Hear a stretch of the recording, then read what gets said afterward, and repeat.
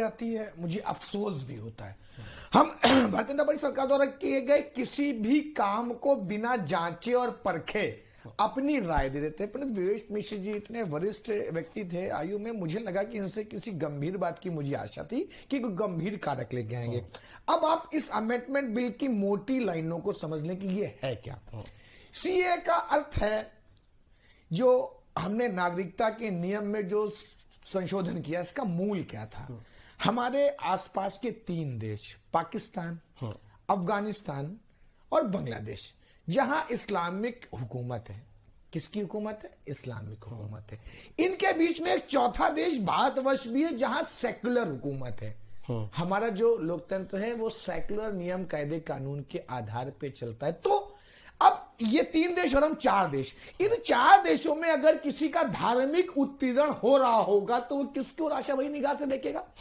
इन 3 Islamic देशों में जब किसी हिंदू, बौद्ध, पारसी, ईसाई, सिख का इसलिए शोषण होता है, इसलिए उसे पीड़ित किया जाता है क्योंकि वो अल्पसंख्यक है।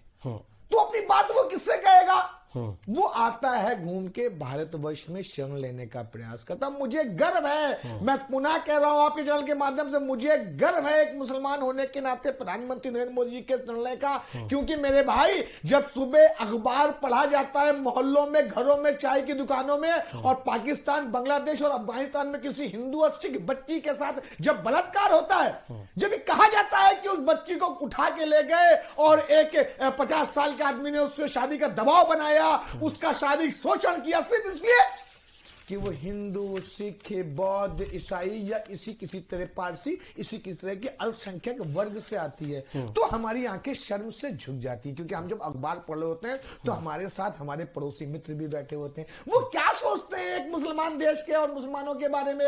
बड़ा अच्छा किया आपने माननीय प्रधानमंत्री ने, मोदी जी, आपका आभार प्रकट करता हूं पुनः एक बार कि एक मुसलमान होने के नाते आपने मुझे उस मानसिक उत्पीड़न से बचाया है। क्योंकि जब अखबार में ये खबर छपती थी तो लोग हमारे पर तत्समाचक निगाहों से देखा करते थे। मेरे भैया, सीए का सिर्फ अर्थ ये है कि पाकिस्तान, अफगानिस्तान और बांग्लादेश जैसे इस्लामिक मुल्कों में रहने वाले जो अल्पसंख्यक हैं उनका धार्मिक उत्पीड़न ना हो पाए, इसलिए उनको एक बार कह के मैं अपनी बात समाप्त करूं। लेकिन हमारे काबिल में तो बार बार ये कहते हैं कि अरे शोषण किसी का भी हो सकता है, तो हम यहां पे कोई आश्रम खोलने भारतवर्ष में, क्योंकि ना पाकिस्तान, ना अफगानिस्तान, ना बांग्लादेश, कहीं पे भी रोजगार की तो व्यवस्था है नहीं। हम यहां पे आश्रम खोलें ताकि वहां के जितना भी वहां का देश का आम मुसलमान नागरिक है वो कहेगा मेरा शोषण हो रहा है, वो भारतवर्ष से शरण चाहेगा। तो हम क्या करेंगे? क्या ये संभव है? तो व्यवहारिक रूप से इस देश में राजनीति करने वाले लोगों को प्रत्येक बिंदु को व्यवहारिक रूप से देख